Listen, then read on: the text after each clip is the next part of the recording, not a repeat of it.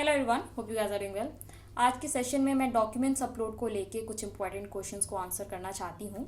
So let's get started. सबसे पहले बात कर लेते हैं कैटेगरी सर्टिफिकेट्स की। देखिए, जो कैटेगरी सर्टिफिकेट्स होते हैं वो अलग कैटेगरीज के लिए उनका अलग अलग क्राइटेरिया है। जैसे कि अगर हम ओबीसी या फिर ईडब्ल्यूएस कैटेगरी सर्टिफिकेट्स की बात करें तो उनकी वैलिडिटी 1 ईयर की होती है बस। 1 अप्रैल से बनना शुरू होते हैं और नेक्स्ट ईयर 31 मार्च तक ही उनकी वैलिडिटी होती है।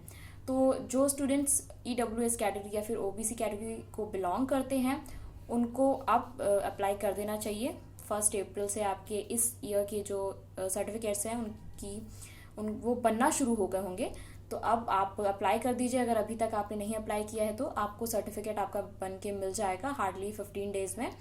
और आप वही जो आपका सर्टिफिकेट है वही रजिस्ट्रेशन के दौरान भी यूज़ करें और वही सर्टिफिकेट आपका काउंसलिंग के दौरान भी चल जाएगा। ठीक है, जो आपका पुराना ईडब्ल्यू सर्टिफिकेट होगा जो आपने 2021 में बनाया होगा उसकी वैलिडिटी अब एक्सपायर हो चुकी है।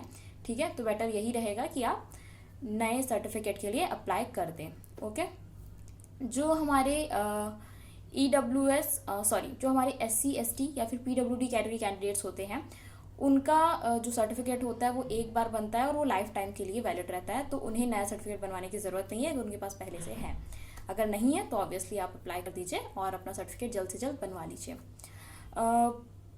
एक और चीज़ जो ईडब्ल्यूएस और ओबीसी कैटेगरी कैंडिडेट्स को ध्यान रखनी है वो ये कि आपके जो सर्टिफिकेट्स हैं वो सेंट्रल लेवल अप्रूव्ड होने चाहिए। स्टेट गवर्नमेंट अप्रूव्ड सर्टिफिकेट्स आपके निमसेट में एलिजिबल नहीं होते हैं। आपको सेंट्रल गवर्नमेंट अप्रूव्ड सर्टिफिकेट चाहिए। ओके, सो ये हो गया हमारी कैटेगरी सर्टिफिकेट से रिलेटेड क्वेरीज।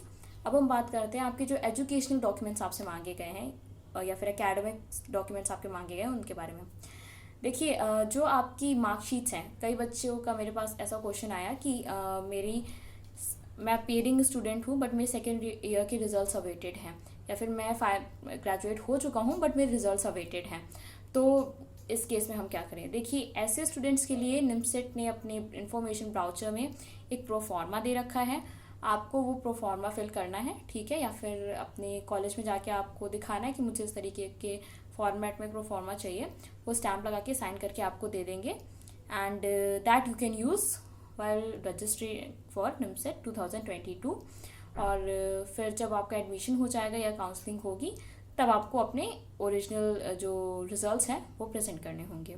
ठीक है, तब तक भी अगर आपका रिजल्ट नहीं आता है तो भी आपको कुछ एक्सटेंशन दिया जाता है, उसके अंदर आपको अपने रिजल्ट्स प्रेजेंट करने होते हैं अपने कॉलेज में। ओके, तो ये हो गया आपके डॉक्यूमेंट्स रिलेटेड या फिर आपकी ग्रेजुएशन की मार्कशीट्स अगर आपके पास नहीं है तो उसके लिए। बहुत सारे स्टूडेंट्स का ये भी क्वेश्चन था कि मेरी बैकलॉग आई है तो क्या मैं एलिजिबल हूँ कि नहीं निमसेट के लिए। देखिए, निमसेट का एलिजिबिलिटी क्राइटेरिया आप देखेंगे तो उसमें कहीं ऐसा मेंशन नहीं है कि बैकलॉग नहीं होनी चाहिए। निमसेट बस इतना मांगता है कि आपका परसेंटेज या CGPA फुलफिल होना चाहिए। अगर आप जनरल कैटेगरी कैंडिडेट है या ओबीसी कैटेगरी कैंडिडेट है तो आपका परसेंटेज 60% और CGPA 6.5 होना चाहिए। अगर आप SC ST या PWD कैटेगरी कैंडिडेट है तो आपका CGPA 6 और परसेंटेज 55% होना चाहिए। ठीक है, तो बस ये क्राइटेरिया फुलफिल करना है। आपकी बैकलॉग है तो भी कोई दिक्कत नहीं है, आप री एग्ज़ाम दीजिए। री एग्ज़ाम देने के बाद आपका अगर परसेंटेज एग्जैक्टली मैच हो रहा है according to the set guidelines then you are eligible for NIMCET. Okay, आपकी बैकलॉग आपको निमसेट एग्जाम देने से नहीं रोक सकती। ठीक है, कुछ स्टूडेंट्स का ये भी डाउट था कि मैं गैप ले चुका हूँ ग्रेजुएशन के बाद, तो ऐसे स्टूडेंट्स को क्या कोई अलग से सर्टिफिकेट लगाना पड़ेगा? तो the answer is no. Gap आपका हो चाहे ना हो, आपको कोई अलग से सर्टिफिकेट उसके लिए नहीं देना है। ठीक है, तो ये भी कोई इशू नहीं है, आप आराम से फॉर्म फिल कीजिए, आपका गैप हो, that doesn't matter in NIMCET. And this was all I want to discuss today. So thanks for watching and stay tuned for more updates.